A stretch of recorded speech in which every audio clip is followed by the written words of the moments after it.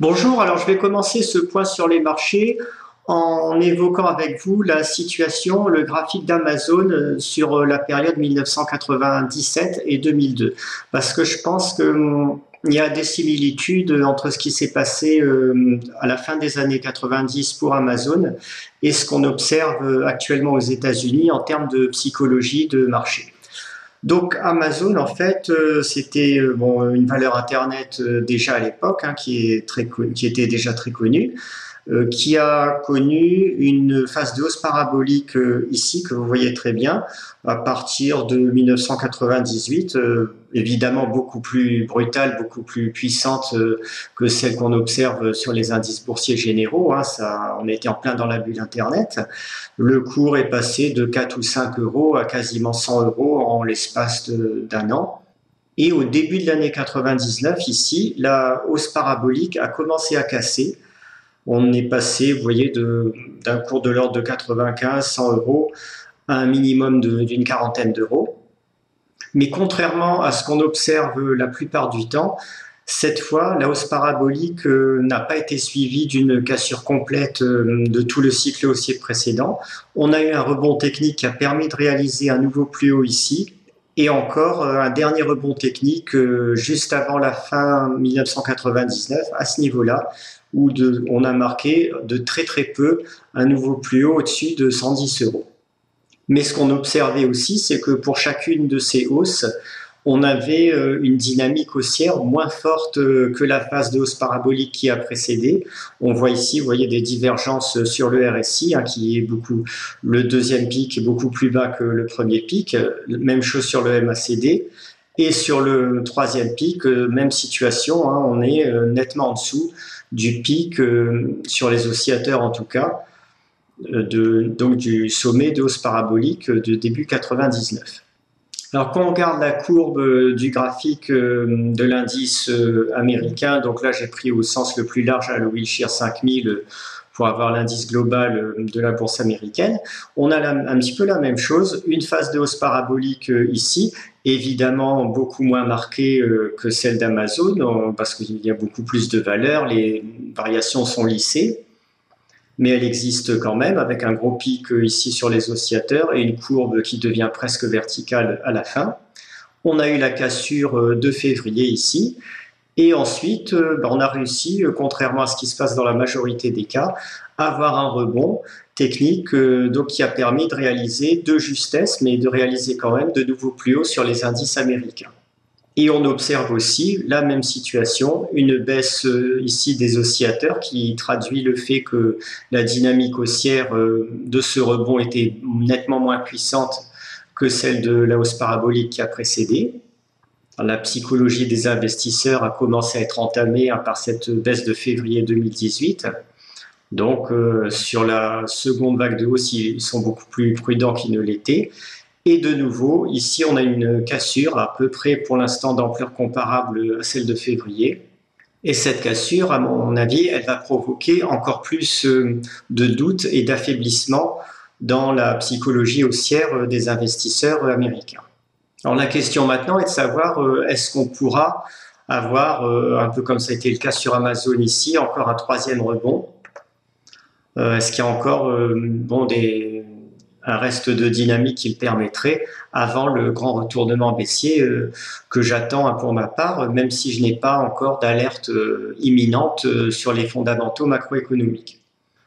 Alors pour répondre à cette question, il faut se demander tout simplement quels pourraient être les facteurs qui déclencheraient ce troisième rebond, cette troisième vague de hausse si elle devait exister.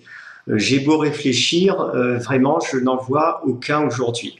Les effets, ce qui a provoqué la deuxième vague de hausse, c'est principalement les baisses d'impôts de Donald Trump qui sont en plein effet cette année, donc qui boostent les bénéfices par rapport à 2017. Mais sur 2019, visiblement, on n'aura rien de particulier. Bon, il y aura le même régime fiscal que cette année, mais pas mieux, donc on n'aura pas de boost artificiel du bénéfice des sociétés. On a les taux qui montent, donc qui devraient quand même contribuer à réduire un peu leurs bénéfices. Et je ne vois pas de soutien à attendre du reste du monde dans un contexte où les taux d'intérêt plus élevés aux États-Unis font que les capitaux refluent de partout pour se rapatrier sur les USA. Et on voit ici, par exemple, l'indice européen, lui, il est déjà en tendance baissière, en tout cas par rapport à sa moyenne mobile à 150 jours. Il se retournait au printemps 2018 et là, on voit vraiment une figure de sommet arrondi, en sachant que sur le reste du monde, pour la plupart des indices, c'est aussi le cas. Alors maintenant, est-ce que les indices américains pourraient tout simplement rebondir parce que la récente baisse les a rendus un petit peu bon marché et qu'on aurait des opportunités qui attiraient les investisseurs? Ben, voilà la situation actuelle de valorisation des indices américains après une très légère baisse ici du mois d'octobre. Vous voyez quand même où on est en niveau de valorisation sur les plus hauts historiques. Donc là aussi, il y a, à mon avis, extrêmement peu de chances d'avoir du soutien de ce côté-là. Donc la conclusion, quand je regarde cet ensemble de graphiques, que ce soit indice américain ou européen, c'est que même si aujourd'hui on n'a pas encore les indicateurs d'alerte clairs au niveau macroéconomique aux États-Unis, je me dis que quand même le risque qu'on soit déjà en train de s'engager dans le prochain marché baissier, où la probabilité de cet événement devient quand même importante, et que même si un rebond technique est tout à fait envisageable à court terme, on est proche où on est déjà en excès de pessimisme sur pas mal d'indicateurs de sentiments à court terme aujourd'hui. Au-delà de ce rebond technique, on pourrait bien, dans les mois qui viennent et les trimestres qui viennent, voir cette baisse se poursuivre et s'amplifier.